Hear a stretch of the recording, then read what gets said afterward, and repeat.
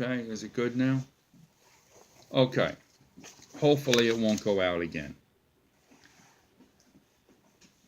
Now, Shadrach means command of the moon god Aku. Now, from the Jewish youths, they were always called by their Jewish names for the most part after this. Meshach means who is as Aku. Now, that's similar to who is he that is God, but remember, they were called after their false deities. And Abednego is a slave to Aku. So all of the other three are given Babylonian names that mention the moon god. And you can see this in the picture that I put here. But Daniel, throughout most of the book, is referred to by the name Daniel. So God has given him the right to be referred to by his Jewish name, whereas the others, and they're not mentioned that often, are usually referred to by their Babylonian name. So their identity is different. The names is changed. Now, this is for us. Isaiah 62, 1-3. And we know this first verse because John Hagee talks about it a lot. For Zion's sake will I not hold my peace, and for Jerusalem's sake I will not rest, until the righteousness thereof go forth as brightness, and the salvation thereof as a lamp that burneth. And the Gentiles shall see thy righteousness, and all kings thy glory, and thou shalt be called by a new name. In Revelation it says he's going to give us a new name. Now I think that's kind of like a nickname. Now I have a nickname for Maricel, and she's the only one that gets called by that nickname. Now, other married couples, they have nicknames for each other. But you know that name you have. It might be more than a sweetie or a honey. And years ago, that's what you would call your sweetheart. Now they call someone a sweetie or a honey, and they're talking to someone they just met.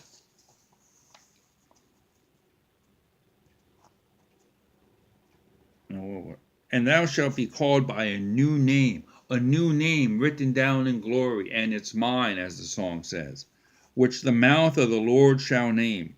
God's going to give us a new name. And the name is going to reflect our character. Thou shalt also be a crown of glory in the hand of the Lord, and a royal diadem in the hand of thy God. Imagine that. We're going to be like a crown to him. We're going to get that crown of righteousness, and it's going to be a beautiful crown of glory and a royal diadem, because we are priests in the Most High God. Wow. That's beautiful. I'm glad God's going to give me a special name, and when he calls us, we're going to know it's the Lord, not just because of the voice, but because of the name. When we go to Wendy's, they misspell Annette all the time. They don't know how to spell it. So it's almost like Wendy's is giving you a different name. Proverbs 22:1. A good name is rather to be chosen than great riches, and loving favor rather than silver and gold. You got a good name. Let's say you belong to the Trump family. Who are you? Well, my daddy's president. Who are you? My daddy's the pastor of the church. He has this big office. Now let's say there's guards there, or there's a secretary. It's okay for that child to go beyond that secretary because my daddy's in charge. Now if I try to go beyond that secretary, I won't get through. But that little child will, because of his name. The A is authority with God and man. So they knew about the name. They had their name changed, but now they have authority with God and man. Now in Daniel 1:17, as for these children, God gave them knowledge and skill in all learning and wisdom. Now, all four of them had knowledge and skill. But Daniel had understanding in all visions and dreams. So Daniel had a special gift Shadrach, Meshach, and Abednego did not. Now, at the end of the days that the king had set, he should bring them in. They had 10 days, and they were supposed to go through this time of testing. And after this time period, the prince of the eunuchs brought them in before Nebuchadnezzar, and the king communed with them, and among them was found none like Daniel, Hananiah, Mishael, and Azariah. So they stood before the king. They had tested this large group of people, and these 4 Jewish youths were the best of the best. And in all matters of wisdom and understanding that the king inquired of them, he found them 10 times better. Talk about acing the test. Than all the magicians and astrologers that were in his realm. They were so smart. His own people couldn't hang with the Jewish youths. They were better than any of the Gentiles. So what is that saying? God will promote you. God has given you favor. Now, it's amazing that God gives us such favor. I'll go to Daniel 2:48-49. The king had made Daniel a great man and gave him many gifts and made him rule over the whole province of Babylon. He was promoted because of this favor that he had. And chief of the governors over all the wise men of Babylon. Now think about this. Here you are, and you're a natural born Babylonian. And here comes this Jew who's a captive. And he is over you. I don't like that too much. I don't like this foreign-born person over somebody who's natural-born. There's going to be a lot of jealousy here. Then Daniel requested of the king, and he set Shadrach, Meshach, and Abednego over the affairs of the province of Babylon. But Daniel sat in the gate of the king. So Daniel was over these 3 youths. Right. But the three friends of Daniel, they had positions over these Babylonians. Okay. So all 4 of them had authority. And the reason they had authority with man is because they had authority with God. God will promote his own. Okay, Daniel 5:22-31. Now this is a longer scripture here, so I'm going to paraphrase it. Belshazzar, you've humbled your heart, and you know this. Now, what happened was, and we know with the life of Jesus, that here he is, he writes in the ground. Here you see God writing in a wall, in a stone wall. He takes his finger, and you can see the finger of God writing. Now imagine you're at a party, and there's a lot of wine going around. You're probably thinking to yourself, man, that booze was really good. I must have really had some high quality booze. Look at this. And you have a finger writing. You probably didn't believe what you saw. And it says, many, many tekel uparsin. And this is the interpretation. Many. God hasn't numbered your kingdom and finished it. And that he says twice. Tekel, you weighed in the balances and found wanting. Perez, or uparsin. The kingdom is divided and given to the Medes and Persians. In other words, he tells, now this is Nebuchadnezzar's son that is at the party. Nebuchadnezzar had already been going to the hills, and he had already left. So his son was the ruler.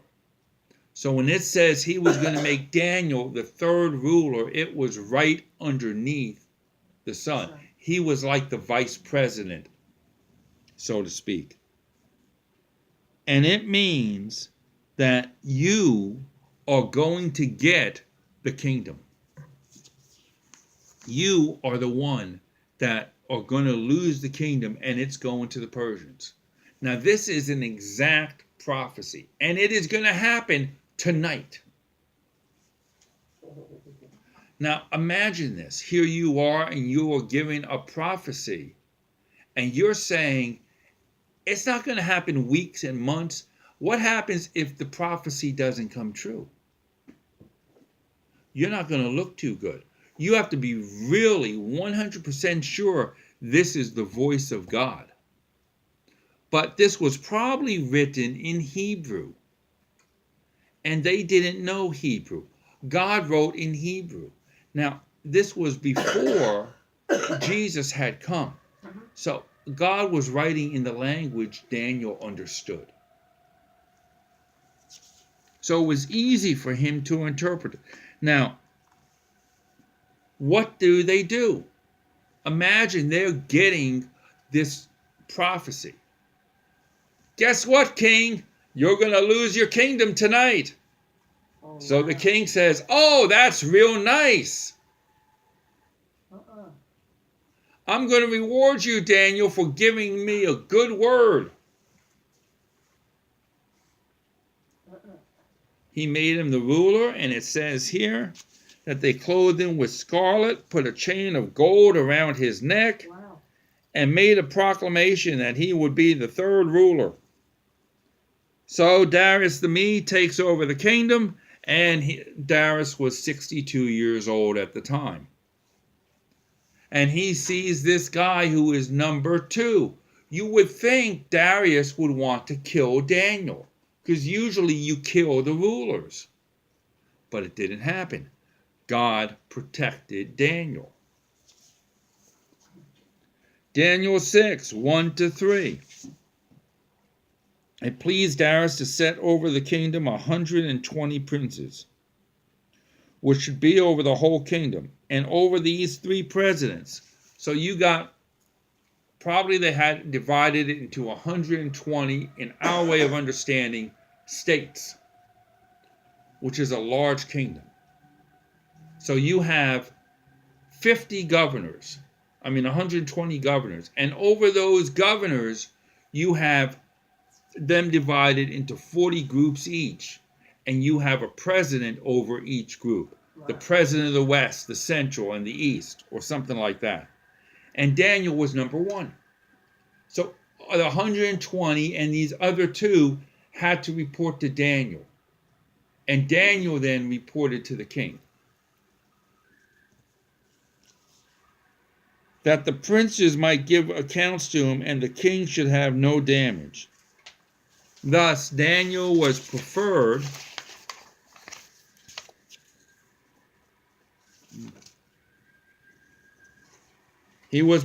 above the rest of them. Okay. Imagine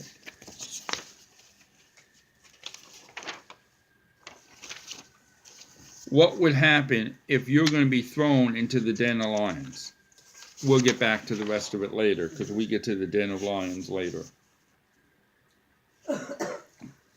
Now, Darius had come to trust Daniel, and he liked Daniel. He thought Daniel was a great guy. He didn't want to have to do this, but he was forced into it because they tricked him.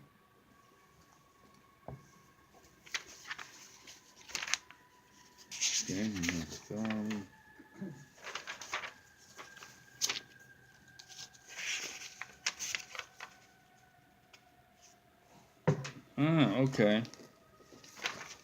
Now I see what happened. I got the pages backwards.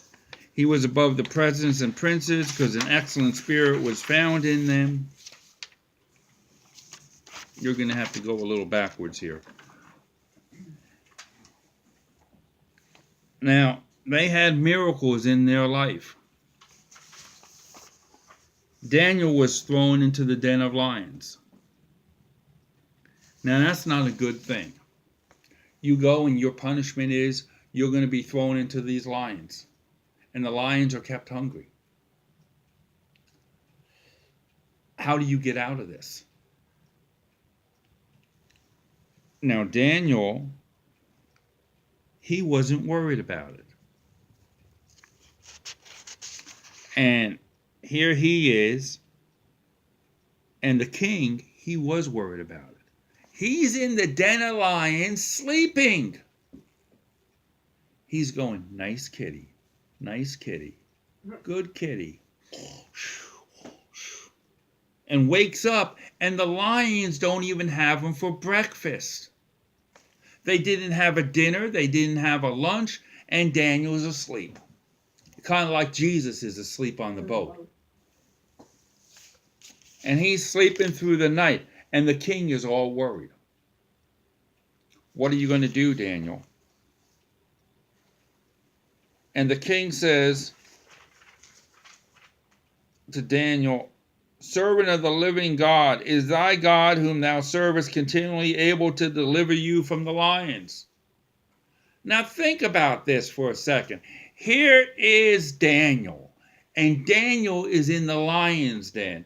And the king goes over to the lion's den and asks Daniel. If you're going to ask Daniel a question, you have, first of all, the king had a lot of doubt, but you have to have a little bit of faith to go to Daniel to see if God was able to deliver him.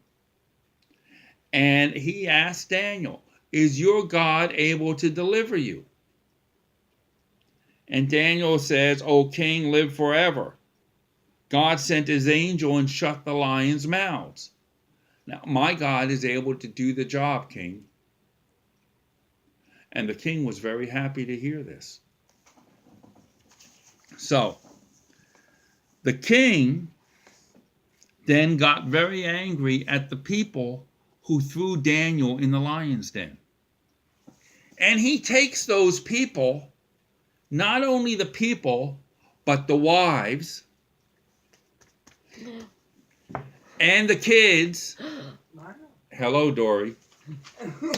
And they all get thrown.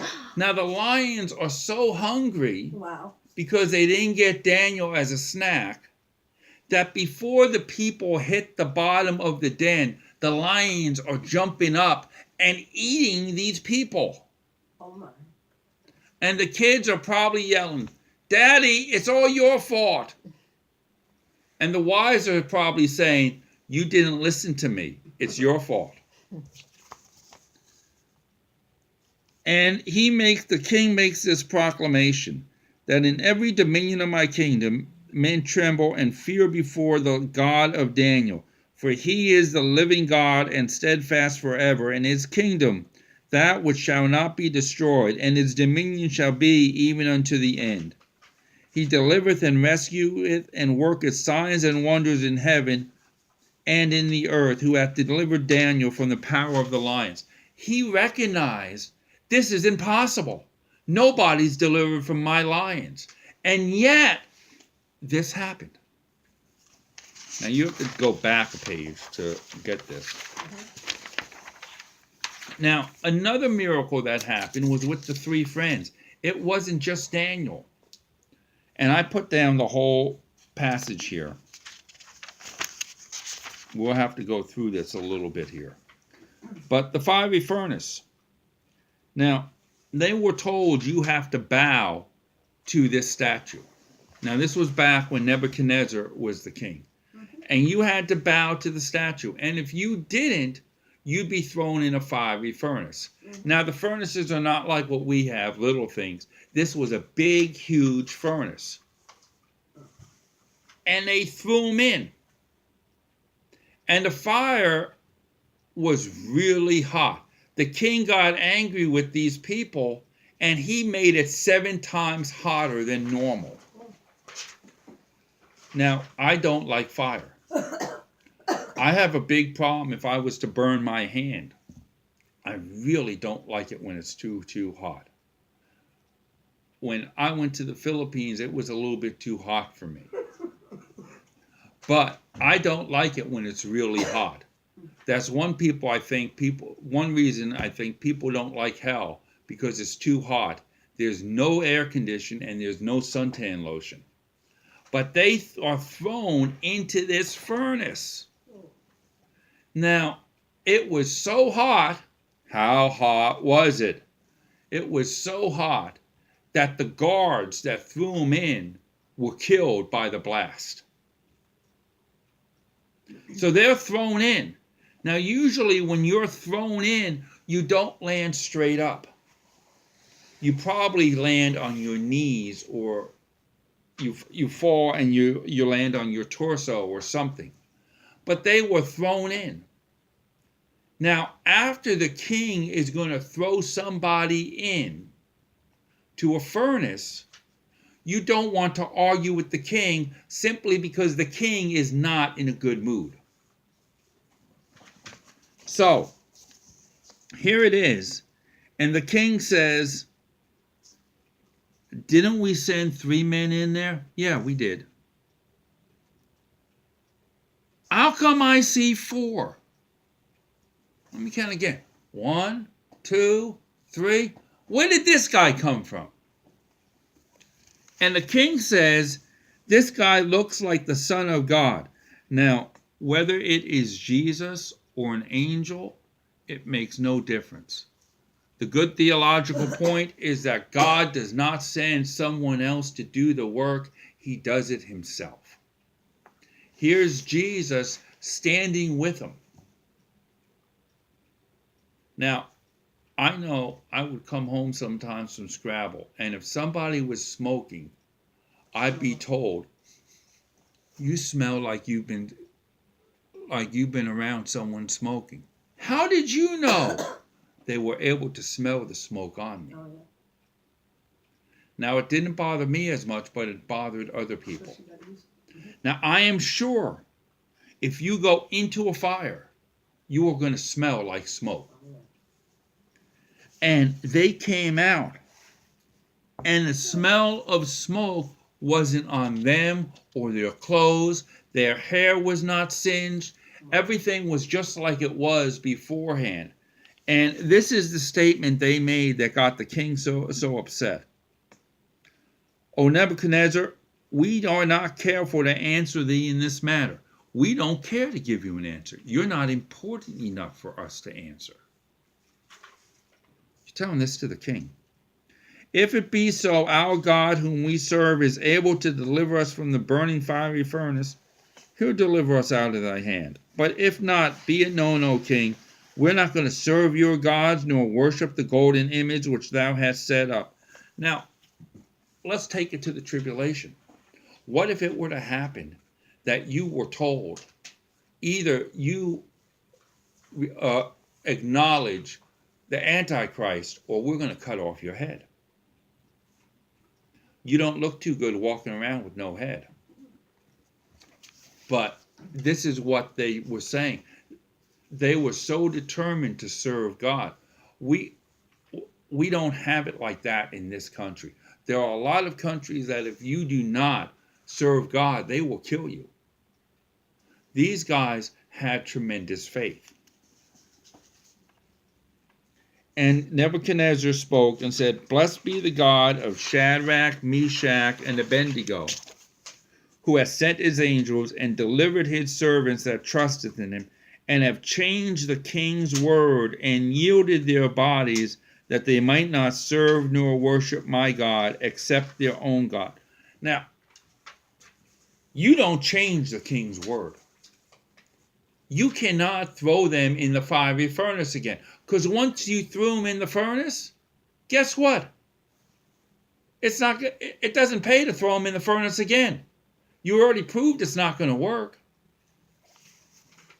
Therefore I make a decree that every people, nation, and language who speak anything against the God of Shadrach, Meshach, and Abednego shall be cut in pieces, and their houses shall be made a dunghill, because there is no other God that can deliver after this sort.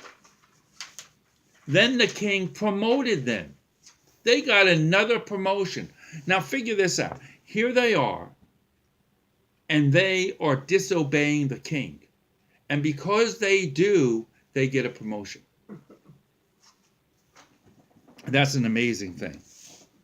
The third thing with this miracle is an interpretation of dreams. Now in Daniel 4, it says, here's his interpretation. You have grown, you become strong, for thy greatness is grown and reached unto heaven, and dominion to the end of the earth. And the king saw a watcher and a holy one coming down from heaven, and saying, how is the tree? He had a dream of a tree, and this tree was cut down. And he's saying, you're the tree, but you're going to be cut down. And the stump of the roots thereof in the earth, even with a band of iron and brass in the tender. Okay, and it goes on. This is an interpretation, O king. This is the decree of the Most High, that you'll be driven from men, and thy dwelling will be with the beasts of the field, and you'll be made to eat grass as oxen.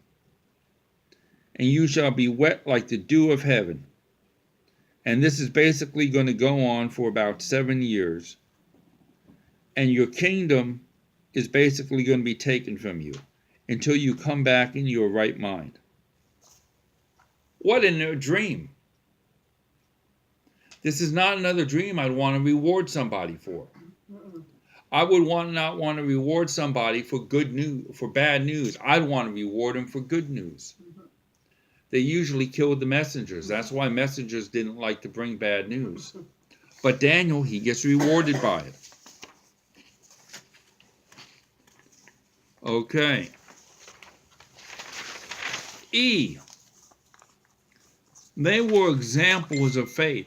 They just didn't say this going, Lord, you know, I really could use your help here because I have some problems. And if I obey you, they're going to throw me in a den of lions. I really don't want to die, Lord. This is the way that we pray. And we have a New Testament understanding. Now here's Daniel, and he's an example of faith. Now these men had made it so that Daniel was going to be killed because he was going to be thrown in the den of lions. So they got together and said, what can we do? What fault does Daniel have? Now, if we did it today with the elections and presidents and everything, we'd be able to find a whole bunch of things. Before he was running for office, Donald Trump did this. Hillary Clinton did that. Oh, well, he had sex in his background. She had all these emails and everything else. But Daniel, they couldn't find a thing. They searched all his emails. They looked at everything. And there was nothing they could find except for one thing. The guy prays 3 times a day. He reads his Bible. That's his fault. So they made a law. No one can pray except to you, O king. And the king goes, man, that sounds pretty good. I'm pretty important, ain't I? So they make this law, and this is the law of the Medes and the Persians. There was nothing that could be changed. Now Darius might have been able to make another law, but he couldn't because of the Medes and Persians. That's the way it was. You make any petition except to the king for 30 days. Now Daniel knew about this law. Daniel didn't go to God and say, God, what am I going to do? They made this law. I'm stuck. I guess I have to stop praying to you, Lord. Daniel didn't do that. He said, okay, God, I'm going to pray. But Daniel, if you pray, you get thrown in the lion's den. Doesn't matter. I'm going to pray. He decided he was going to pray because he was going to put God first no matter what. And this is why God delivered him from the lion's den. Because it didn't matter what man said. What mattered was what God wanted him to do. Period. There was no question about it. Daniel was sure he needed to obey God. And so God delivered him. He's there, and he didn't pray quietly. He prayed in front of his window facing Jerusalem so everybody could see. He didn't go, okay, God, I'm going to pray to you, but let me go over to the closet. I don't want no one to really know. I'll hide. That's a good example of faith. Second thing. Now, you could use this about the three Hebrews, but the three Hebrew children. But the second thing is this. They kept the law. Now, this one I could relate to. Maricel likes to be able to get me to try to improve in this area. And that is they had the dietary laws. And here's the king, and he has a big old spread of some nice old cake, some good old soda, some nice sweets, good dainty food, and they have a choice of that or fruit and nuts.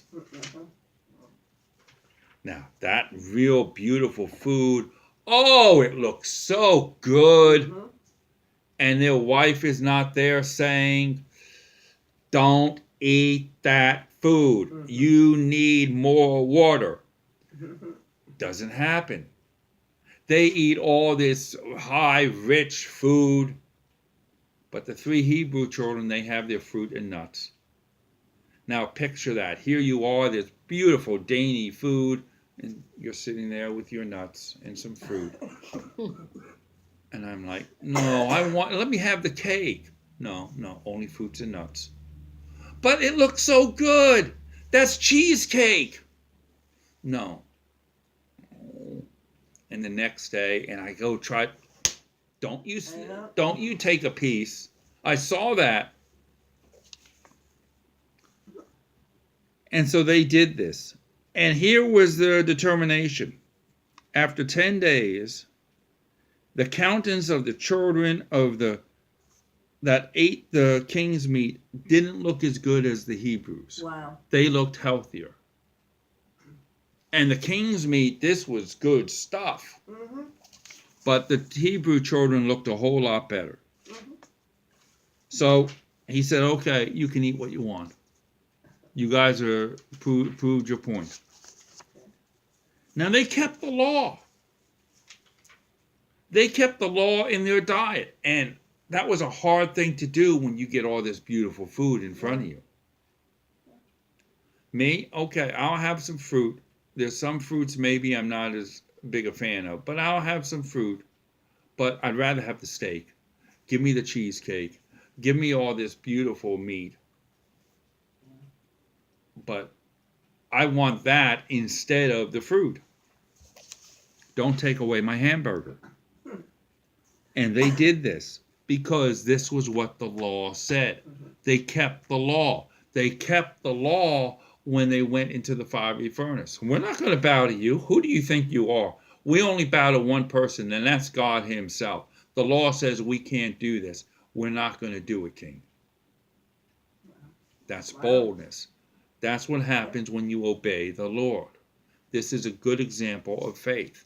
Mm-hmm. Thirdly, and I've referred to this all along, honesty.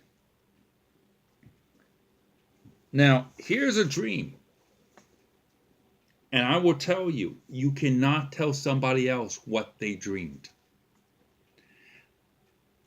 You can't go to the king and say, King, I'll tell you what. I'll pray about it. And maybe God, he's pretty good at these things. Maybe he'll tell me the answer. Here's what Daniel says. Now, because none of the wise men could do this, he says, are you able to make known to me the dream which I've seen and the interpretation? And Daniel said, the secret which the king has demanded, your wise men, astrologers, magicians, soothsayers, they can't do it. But there is a God in heaven that reveals secrets and will make known to King Kevinette what will happen in the latter days. Now, I'll tell you what I'll do, King. I'll pray about it, and God will give me the same dream he gave you. And then once he does that, I will give you the interpretation. Uh-huh. Daniel, how can you put yourself on the line like this? You're going to put God out to a test. There's no reason for you to do this. Your head is on the block, Daniel. But as for me, this secret is not revealed to me for any wisdom that I have more than any living, but for their sakes that shall make known the interpretation of the king, that thou mightest know the thoughts of thine heart. You're asking the impossible, king. But my God is great, and my God can do it. Now, he saved the lives of the wise men by doing this.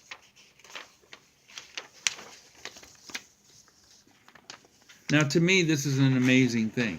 How can you do this? You're really putting God on the spot. This is similar to Elijah saying, yo, king, it won't rain unless I'm the one who says it will rain. Who do you think you are, Elijah? It can't rain. I didn't give the rain permission to come. That's a pretty bold statement. So, I do hope that with all this boldness here, this is what the name has. It has authority. We get a new name. We have authority. And because we get a new name and we have authority, miracles are supposed to occur in our life. And when they do occur, it's because we are examples of faith to others. We need to be those examples. Jesus didn't come to be the example. He came to be the way. And because he is the way, I then can be an example to others because of how I live. And if Christians would do that, Billy Graham was a good example for people. But a lot of those out there in ministry are not always good examples. They get messed up with the wrong crowd.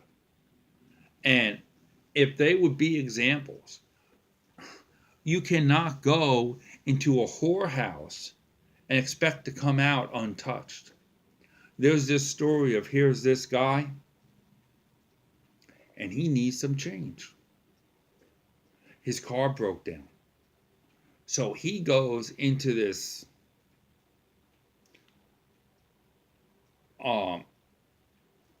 lack of a better word, this place where you see all these girls with the little on. And he comes out of there and they go to church next Sunday. I saw you when you came out of there. I just needed some change. Likely story. It's like the dog ate my homework type thing. And they didn't believe you. Now, if you would have walked another mile to get change at a gas station, maybe it would have been okay. But because they saw you in this house of ill repute, they think negative things, because people have a suspicious mind by nature. And the name deals with your reputation. Once you lose your reputation, you can't get it back. It's very hard. You have to be able to prove these allegations are untrue.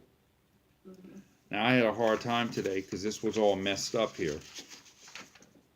But thanks be to God, God has a good reputation.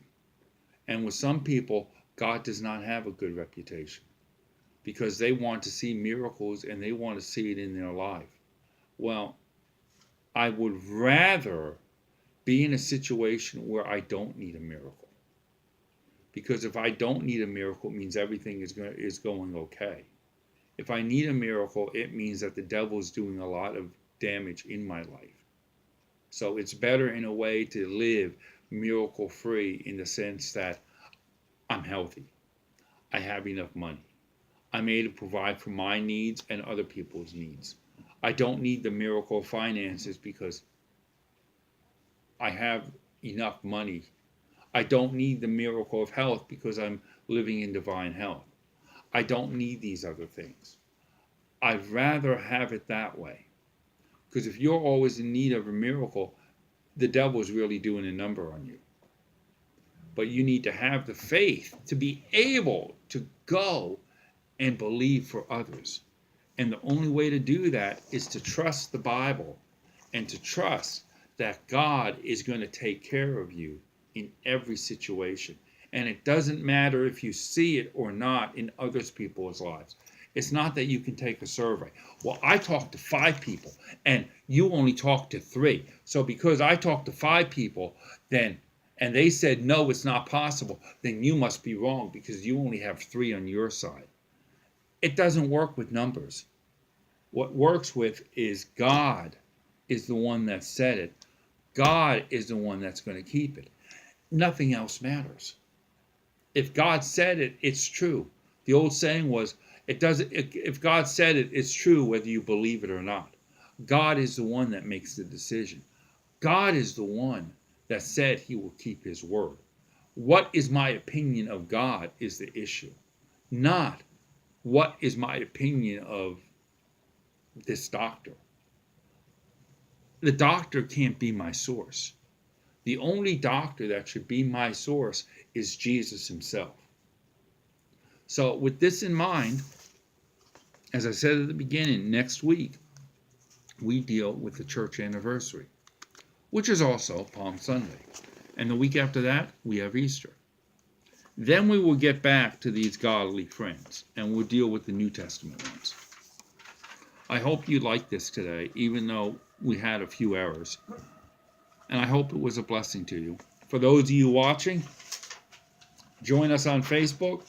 I guess we'll have bits and pieces on YouTube because of the problems we had.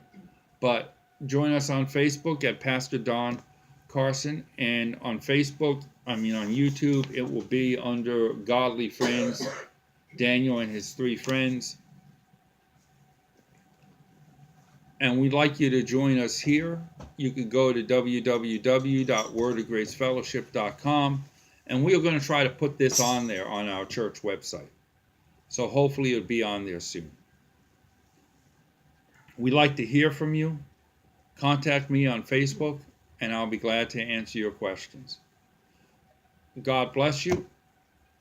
And if you're blessed by it, feel free to send us an offering. If you need information, again, contact me on Facebook. Blessings, and if you have prayer requests, let us know. Amen.